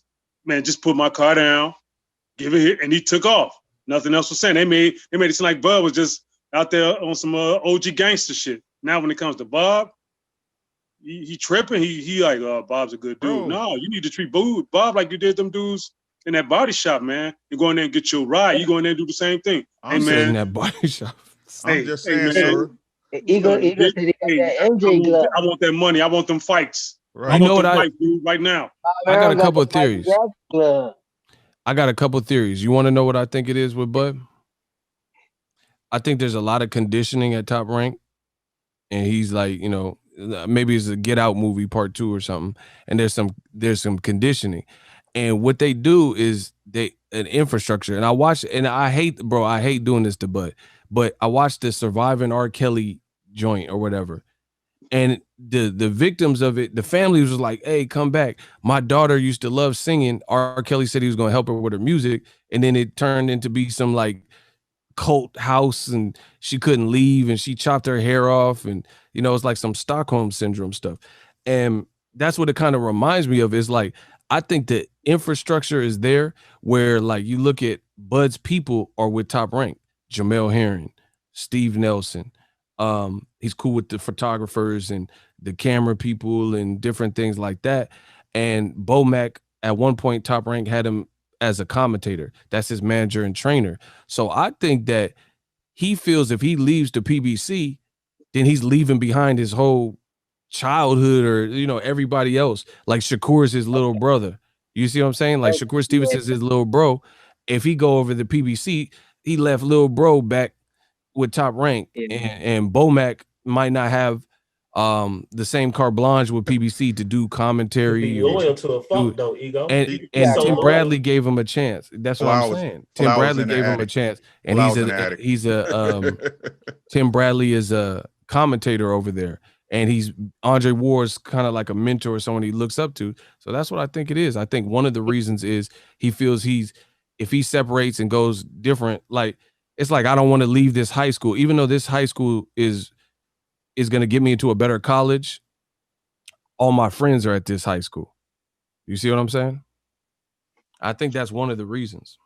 And I want to say something, Eagles, just something that you said before, that, you know, a lot of these fighters will use the same line of like, oh, well, you never fought in your life, or you don't know what you're talking about. But me as a fucking consumer, like you said, as a fight fan, as someone who pays to go to the Garden to watch him fight, or someone who has ESPN Plus to watch him fight, look, if he don't fight someone who I want to see him with, I'm not fucking watching him anymore. And I'm just not going to go to his fights. I'm not going to waste my time, because it's ridiculous. You know, like, he's fighting, like, it's, you know, we spoke about what before, you know, when we did our prediction for the Kell Brook fight. We were like, look, if Kell Brook is, you know, let's say if he's healthy, or if he's, you know, whatever, it might be competitive for 6 rounds, then, you know, Bud will knock him out. But it was like the fight lasted 4 rounds. So that means Brook was more washed than he was more washed than I ever thought. So it's like not the type of fight I'm going to pay for or go watch. I went to the Amir Khan fight at the Garden, and Crawford was right. I went to the fight. I went to the Garden and watched him fight. I didn't know it was on pay-per-view. I didn't know that was a pay-per-view fight. I swear to God, wow. I went to watch the fight, and I didn't know it was pay-per-view until I got to the MSG. So that's how you know the shitty promotion that Top Rank did for that fight. So I have a friend that's in New York. They said for the big fight, like Wilder versus whoever, they see posters everywhere in the subway, and you know what I'm saying? And I've seen it when I covered fights. They said for Crawford Khan, they didn't see no posters, no billboards, no radio spots. They didn't hear nothing, see nothing. It was just like, oh, damn, I forgot Crawford's even fighting. And I don't know. I like Sura said, it just makes you look at the situation different. You got to do something. Like, bro, this is your brand and integrity on the line too. It's like, it's deeper than boxing at this point. You know what I'm saying? If you're not getting the fair shake and getting the fights you need, the legacy fights. And does anyone here believe that if Crawford went to PBC, he would make less money? No, I don't believe that. Because the ESPN, correct me if I'm wrong, not with UFC, but with boxing, they don't really have a pay-per-view program. The last fight they did, correct me if I'm wrong, was Crawford Khan, and it did abysmal. Errol Spence is doing 350, 360, and whatever he does in the pandemic with Danny. You know what I'm saying? Like, and Bob Arum was talking about you need ESPN Plus, and I don't know, man. It sounds crazy. And also to I mean, how Bob talking like about Bud. Go on, get out there. You think y'all remember Ray when he was like, it's cold out there, Ray, by yourself. You know what I'm saying? It's like what Bob know that we don't know, that he like, Bud, get your ass out there and see what's up. You know what I'm saying? You want to go. You know what I'm saying? I think Bob is completely out of touch with how to do business in 2020. He don't know what he's doing. Like, he's still trying to do business like it's the 80s. Like, you know what I mean? I feel you on that. I know what you're talking about. He don't know what's going on. He keep talking about ESPN Plus like people, like the whole world, like it's still the worldwide leader in sports. Like, like it's so much content everywhere else that we don't need to go to ESPN Plus to see boxing. You know what I mean? Like, it's just crazy. I think he's completely out of touch. I think it's gonna blow up in his face, because I think once Crawford actually leaves, he's gonna make more money. He's gonna be even bigger, because if it's PBC, they're gonna know how to work with him. You know what I mean? And make him bigger. You know what I mean? But he don't got that much time left. Hey, I gotta look, say, hold on. like, When you talk about ESPN Plus, they are one of the top sports content providers when it comes to any sport, boxing included. Right. Since HBO retired, you got ESPN Plus and you got PBC, CBS, Showtime. So the content is out there, but ESPN is still number one. I get that. In that regard, you still got everywhere. Like, you don't have to go there. That's true. But my point is, Bob Arum and Top Rank, they might be a bit out of touch. I do think Terence needs to take a step back, just see what's out in front of him and make a better decision for himself business-wise, because if all these people Ego just named walked away from Top Rank and became multimillionaires and a billionaire, in fact, I think if you were the pound for pound champ, it's time to take that walk, baby, and go get that lunch. You got to go eat, baby. I got a question, and I'm not even going to beat around the bush. I'm just going to jump right into it. How come PBC has black fighters, African-American fighters, black fighters, right, that are lit, and there's several that you can name, but none of these other promoters have black fighters that are lit in the same vein? Like, for example, before I open up the floor, Charlos, Jermell and Jamal, they working on their brand. One got the, Lions Only, ringside. Errol Spence's brand is lit. Adrian Broner, Deontay the Bronze Bomber Wilder, lit. Gervonta Tank Davis. Like, I'm talking about rappers, current modern rappers, Lil Baby and stuff at his fight. I was in the hallway with Lil Kim and Lil Baby. I was with all the Lils that night at Tank's fight in Atlanta. And people from other promotions go to visit Tank in camp, go to his fights, like, to actually just as a patron. You know what I mean? But then you look at Top Rank, name some black fighters at Top Rank that are bigger than collectively Wilder, Spence, and Tank. The reason why you don't have that situation one at a time. You have PBC. PBC is ran by Al Heyman. I'm going to be honest with you. I remember when PBC first came out, bro, I had to fucking watch PBC on Bounce TV. I didn't even have that fucking channel in my house. I had to go buy an antenna so I could get Bounce TV to watch a fight. But look at how far they've come and grown. Al Heyman said, give me $1 million, let me invest, I'm going to get you there. Look at him now. He's making $1 billion deals. I don't know how much money PBC have made, but they are the worldwide leader in boxing, in my opinion. Ego, you just said something. You said black fighters that are lit. They whole roster. They got white fighters. They got Mexican fighters. No, I get that. They got black fighters. But overall, that company and the way Al do business, and these folks selling T-shirts and shades and all their products at the fight, so their marketing is there. Their built-in marketing is there. That money, that added revenue stream.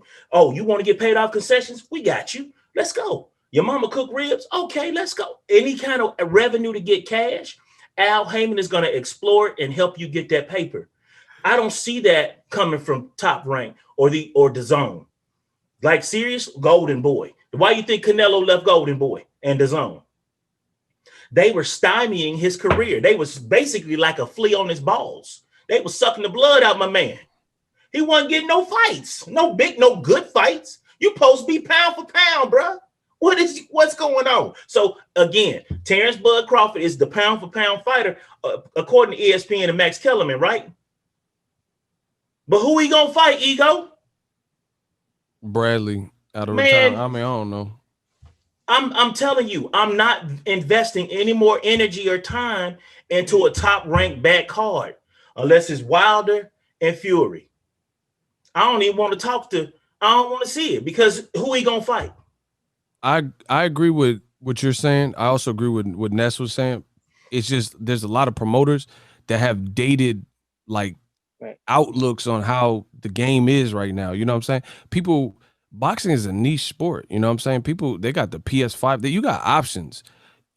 People's attention span be this big. You know what I'm saying? So you kind of have to get with the times. Look at how DAZN has Andrade looking.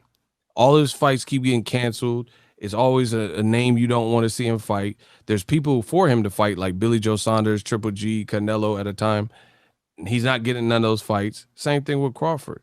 You know what I mean? It's like fighting people left over. And they have to value and market the same way. Like they're not marketing Crawford like he can sell. Like it's like almost like they don't value the black dollar. They think, oh, Crawford, he ain't got no fan base. Latinos got a fan base. Eastern European fighters got a fan base, but Crawford, only people in Omaha want to watch him. That's how they act. So as a result, you see it and it looked bad, man. To add to that, Ego, I think that what PBC does is it allows its boxers to be themselves on social media. It's not like, oh, you have to do this or you have to do this or you have to be this type of way. You have to be this type of black guy. You got to do this and do that. They're just naturally who they are, and PBC understands that. So essentially, they got a dozen Ryan Garcias in their own way. And probably not Ryan Garcia, but they all got their own social media followers. They got their own. They got their own. They got their own. Following that they garner on their own. And I think what Bob tried to do is force that on Terence when Terence is not that way. So what that means is, Bob, you got to do the work, extra work with him. Like you got to promote him. You got to put the work in for him. But you can't do it like you did it in the 90s or the 80s. It's just not gonna work. To me, you want to go, Ari, or you can go. Yeah, Ari. let me jump in. All right, what's up? I think honestly it has to do with racism. That's what it has to do with, because I see it on a daily basis. You see these boxing writers in Main Street Boxing, they don't want to give Al Heyman, the black man, the credit that he deserves for putting these predominantly black fighters on pay-per-view and getting them paid like they deserve because they're putting their life on the line. And it's a whole systematic racism. That's what I think is about. He's the only black advisor that's doing it. The rest of the promoters, they're not doing it because they just don't care. And the media and the platforms are not investing in black fighters except for PBC and Fox and Showtime. I agree. Because like for a quick example, this just got announced today. Triple G versus Sarah's Meta. And when Charlos were about to fight a couple, month ago or whatever, you heard nothing but negative reviews. Oh, is this worth pay-per-view? And why should we pay? And that was a good card. Like those are competitive fights. But Triple G can fight Sarah's Meta, a guy with no power, 5 knockouts in 21 fights. And you don't hear the same writers complaining about it. You don't hear old media saying, oh, why is Triple G picking this coming off of the Derevchenko, which should be a loss? Ricky, what you bro, it goes deeper than black and white. I keep trying to tell people this, man. These people, it's not that Bob Arum don't value a black dollar. He does. They don't honor it, right? They don't honor it, right? That's what people don't understand the difference. That's why I mess with Wilder so tough. That's why I mess with Errol so tough. They move as men, bro. These are men doing good business in between each other. That's all it is. This is how commerce supposed to work. You put in your effort and you get a fair rate, a fair wage. That's all it is, right? But you got these other promotional companies, the Zone and Top Rank, who no matter what you say, trying to get over on these fighters. They're trying to get over on these fighters. They're trying to get over on the consumer, right? PBC is doing it simple. We're going to give you great fighters and great fights. You pay for it. We give you a great product. You will pay for it. That's all this is. But these other companies think they can give you a shitty product and, oh, just because this is all you get, keep putting your money in. Nah, you can't have my money, bud. You can't have my money, Hearn. Y'all don't honor my dollar. My dollar just is in and out. Just like Bob said, I could have bought a mansion in Beverly Hills. Right? Like I said, that's why I don't get these people, man. Y'all get with Deontay Wilder. This man ain't never lied to y'all about nothing. He ain't never lied, but y'all believe a liar day in and day out before you believe a man that's been honorable in front of you every chance he got. I agree with that. Ain't never gave you a reason to doubt. What does he accomplish by lying to y'all? And to add to that, Ricky, I actually think deep down in Bob Arum's soul and in his mind, he really feels like the box office is still the white people, Eastern European people. You know, like he just feels like that's where his money, that's where his efforts, that's what he should promote. That's what he should dedicate his time to. He don't understand that in this world, in athletics, it's us, it's Black people that make it elite. No doubt, Ness. No and doubt. Also I agree Latino, wholeheartedly. also Latinos. And Latinos, like that's because it always been that way. He don't want to accept it. Teofimo did an interview and he said Top Rank seemed like they were angry he won and they act like he was at a funeral. Wow. Ooh, that's what Teofimo, and they built Lomachenko up like he was unbeatable and he was beat. How is he unbeatable and he had a loss in his second fight? Doubt. You know what I'm saying? That don't make sense. But and Lomachenko, hold on.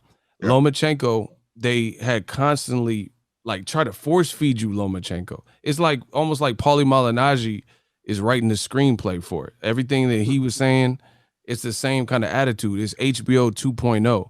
On HBO, you've seen the same exact behavior.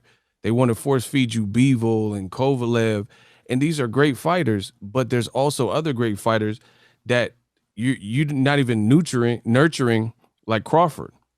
To me, Crawford is definitely marketable. You just got to tap into that. I've been around Crawford. He's a cool dude. He's highly competitive and stuff like that. You just got to tap into. Not everyone's gonna be Floyd. You know what I mean? No doubt. What are you saying, Ricky? And Ness, let me bring it full circle for you, right?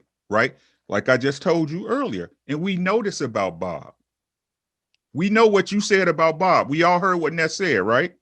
Out of touch with reality. Don't think Black fighters are good. Won't support them. Won't promote them. And yet still, Bud re-signed with him. Sir, what were you saying?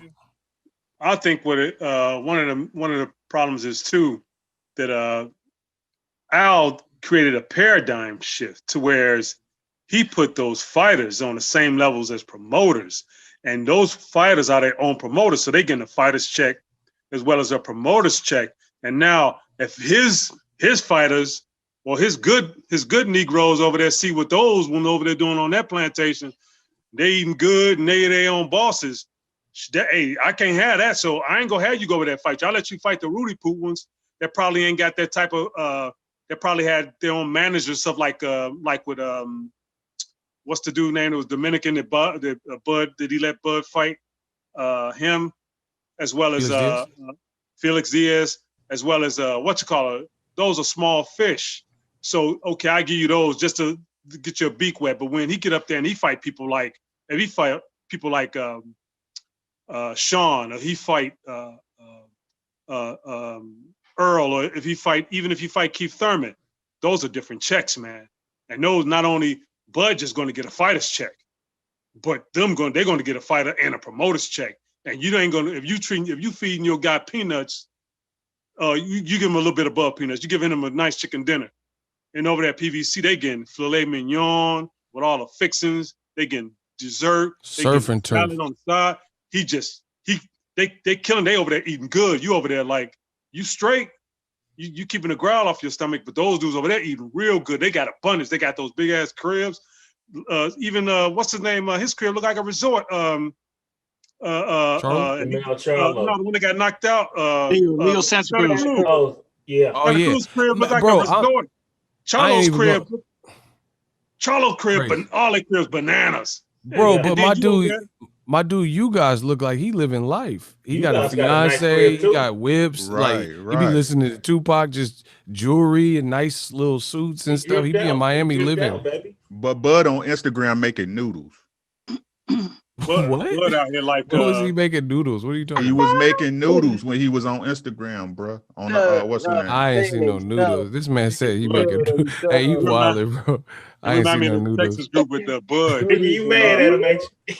He said noodles be kind of good though. Bro, I'm sick of it, bro. Ricky That's all I'm saying. I want LSI. Get them hats, Ego. LSI. Let's see it. You the best. Let's get it. What's up? $1 million question. What's up? And I'm gonna call y'all out and y'all answer. Does Bud stay or leave?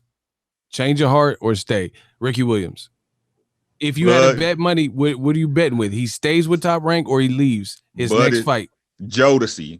Baby, won't you stay? Just stay. Okay. He ain't going nowhere. He comfy. He got on warm slippers. I think he's gonna stay. I think he's gonna stay because once he came out and said, "Oh, Bob Arum is a good dude and he did this for me, he did this for that," he's already laying the tracks to justify himself staying. So I think he's gonna stay. Sir, stay or change your heart. Doing change your heart.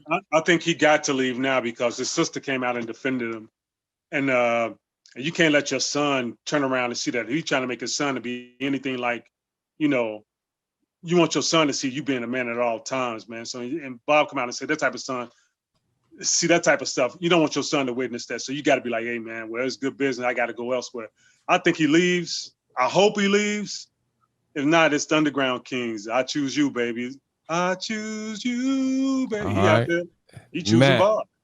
Stay or leave? Does Bud stay with Top Rank or does he leave Top Rank?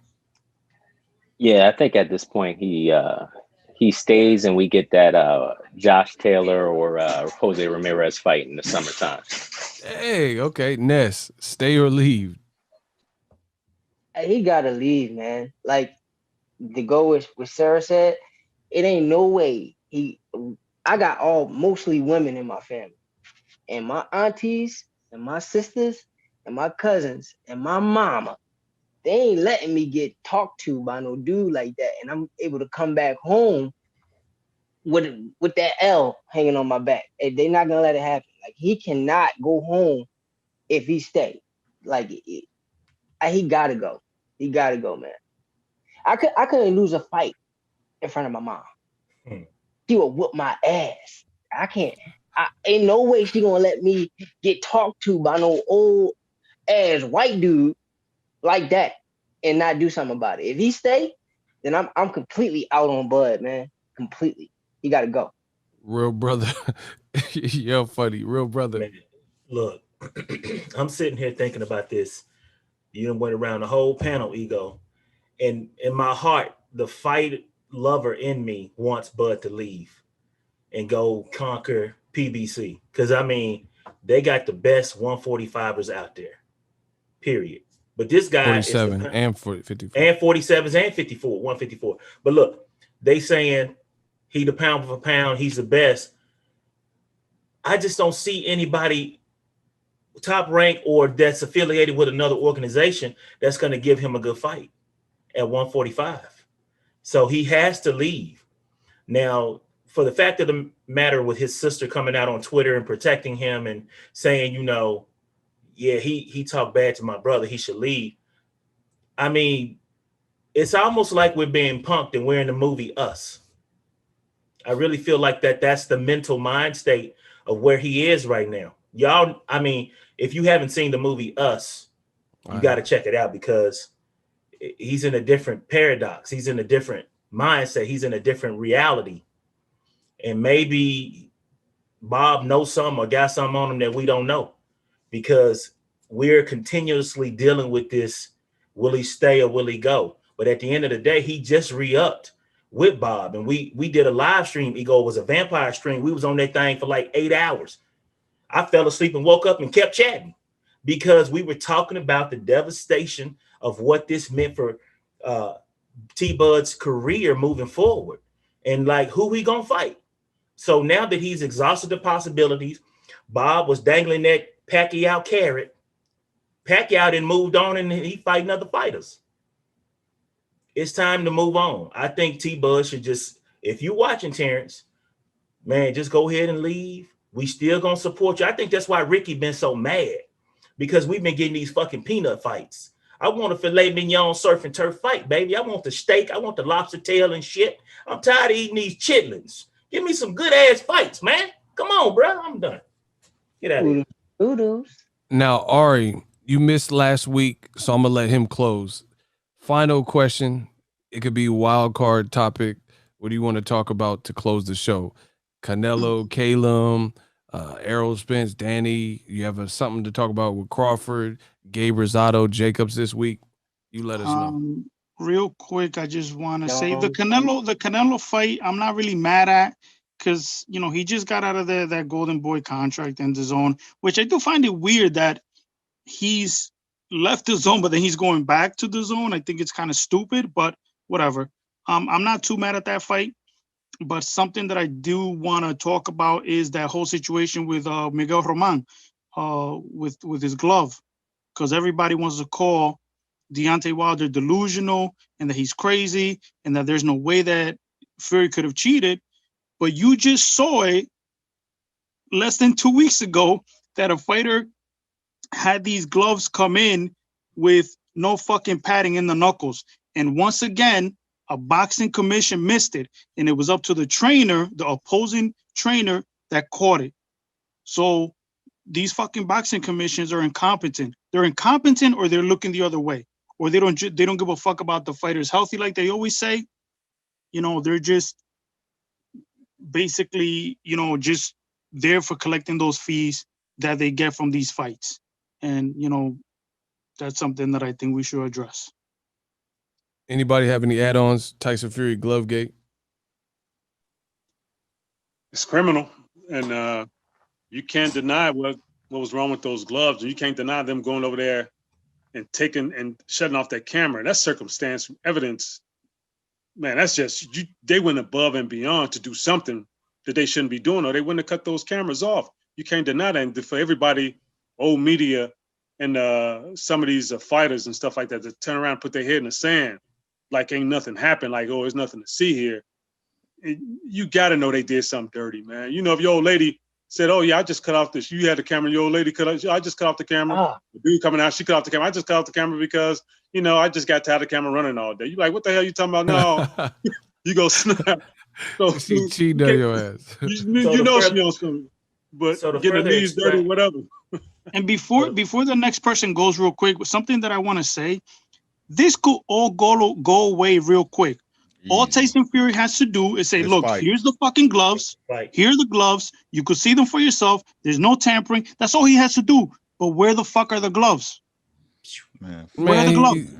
Pet Cemetery, Stephen King. That's what he buried. I just wanted to expound on what my man Sura said in reference to the situation with Tyson Fury and Deontay Wilder.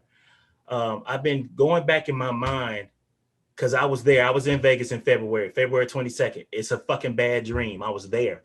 Yeah, I said, and I was telling my wife, if I get bumped by one more fucking UK guy talking about there's only one Tyson Fury. Listen, that was a strange night. It was just weird to me. And even at the beginning of the fight and the way the fight started, something was off. I knew something was off. And I think for this to finish up and be proper, they need to finish this trilogy. And whoever wins, we go our separate ways. Everybody shake hands. Good job. Great fight. But I do believe that those gloves were tampered with. I do believe something happened. I don't know if somebody spiked Deontay's water. I don't know if the fucking suit was too heavy. I don't know if fucking Tyson had the egg weights in his glove. But you know the padding was missing. Ego, the way you did that damn video and you were showing them damn pictures and shit, the glove had a fucking dip in it, looked like a spoon. I mean, this is crazy. And I've been thinking about it. I've been rewatching these videos that we did and the live streams that you was doing. Bro, you laid out so many pros as to why it was a cheat versus the cons as far as how he could get away with something like that. And like Ari just said, the boxing commissions are inept. They don't know their jobs. They don't do shit. They just collect them checks. So we really need this last fight so Brother Man can move on with his life and Fury can go fucking chase chickens and kill goats or whatever the hell he gonna do. But I'm tired of even dealing with this guy because it's like he's back on that powder. It's because he acting like a crackhead. He doing crackhead shit. Yo, this just to say one thing. I just saw a video. I can't remember who it was or what corner it was in. But a bag of crack. They think a bag of crack fell out of somebody's towel in somebody's corner in that fight. Talking about JD's. I saw that video. I seen it on Instagram, but I don't know. I didn't really know what investigate. Yeah, I mean, it said a bag of crack. Bro, the whole fight felt weird. The whole fight felt weird. I heard they said that was some gauze that fell out. They said some gauze fell out of his pocket. It looked like bad. Somebody said a bag of crack. I don't know about that, but that's funny. Look here, man. This the last time I'm gonna address this. This the last time I'm gonna address this with Tyson Fury. And you lying? You're gonna address it more? I'm serious. Well, maybe, but yeah. So look here, man. It doesn't matter what y'all people think. It doesn't matter what y'all say. Basically, y'all's trying to justify cheating. And let me explain this, right? We don't know what Deontay Wilder knows, right? We don't know what was said in that man camp. Hell, for all we know, Breland could have told him, yeah, I spiked your water. Fuck you, motherfucker, blah, blah, blah. Right? We don't know. We don't know if it was egg weights in the gloves, right? We don't know if he was drugs, but the one thing we do know that those gloves were tampered with. It's just that simple. All this other shit that people want to put on what Deontay said and what Tyson Fury said, it doesn't matter. In the rule books, the gloves are not to be tampered with. If the glove's not right, you cheated. You cheated. So these people keep saying, oh, the pictures look fake. They look like they was Photoshopped. But if the photographer told you it wasn't Photoshopped and the gloves is really looking like that, that means you admitted that the gloves look fucked up, right? So if the gloves is messed up and been altered, he cheated. I don't care if he had ambles in his gloves. He cheated. If you a boss with it, bruh, run it back. That's all he asking for. If you beat me legit, run it back. We already got the contract. It was agreed. That's why it's a rematch clause. But you hoeing. You a hoe, Tyson Fury. Because if you could have sued him with your sorry ass, you'd have did it. But you're not going to do it because Deontay Wilder, no matter what people keep saying, has a preponderance of evidence. That's all you need. A preponderance of evidence. Run it back. Oh, I've got these 14 pounds in my glove, mate, da-da-da. He'll end up put him on his ass then legit. Let's see it. I think that's the most telling thing here is Fury's insistence to just move on without fighting Wilder again. Talking about I'm gonna fight Carlos Takam and Agitated Cabbage and Joshua. Why are you so quick to move on when you could rob the bank twice? You said you could whoop Wilder easy work. get a couple million there, or a lot of millions there, because I feel like with all this glove gate and stuff, the third fight's going to be the most lucrative one. Just like Mayweather-Maidana 2 did better numbers and was more lucrative than the first, because the first was a good fight, right? So the third fight is obviously going to sell. And then you could still, if Wilder's such easy work, you could still fight Joshua. And then now you have another pay-per-view and alleged blockbuster and stuff like that. But he keep talking about, oh, I'm done and we've moved on. And like my man Ari said, where are the glove? Like, you could have ended this months ago. We've been in a whole ass pandemic since March. The fight was late February, basically March, and we still ain't seen the glove. Everyone keeps saying, Wilder's lost his plot and he's crazy and he's insane and I think he's depressed. But you're not doing the most simplistic thing, which is to produce the glove that people have questions about. The shit look like a piñata. And we supposed to just turn a blind eye to that and just act like, bro, Tank Davis knocked Leo smooth the fuck out. And his glove looked like a brand new pair of Jordans. You see what I'm saying? Perfectly rounded, didn't look beat in, but Tyson Fury glove looked like a hacky sack. And we supposed to just act like our eyes are deceiving us. What did the ghetto boy say? My mind's playing tricks on me. Gloves look like an old lady booty hole. You know what I'm saying? You sitting up there talking about them gloves ain't been messed with. Shut up, man. And on that note, we are out. Easy Work Wednesday. I thank you all for your time. Definitely a productive session. We'll see what Terence Crawford decides to do next. I wish him well and I wish him the best. The future and good to see you back, Ari. Thank you, man. I'll see you guys soon. Thank you so much. All right, man. Congrats again. Thank you, guys. Thank you, guys. I appreciate it, man. Thank you. Army. So if you enjoyed this video and want more content like this on the channel, you can show your appreciation by going to the PayPal donate button or the YouTube support button, and you can donate any amount that you feel is equivalent to the value of this video. Much more to come. Thank you guys for your support. Boxingego, the future of boxing.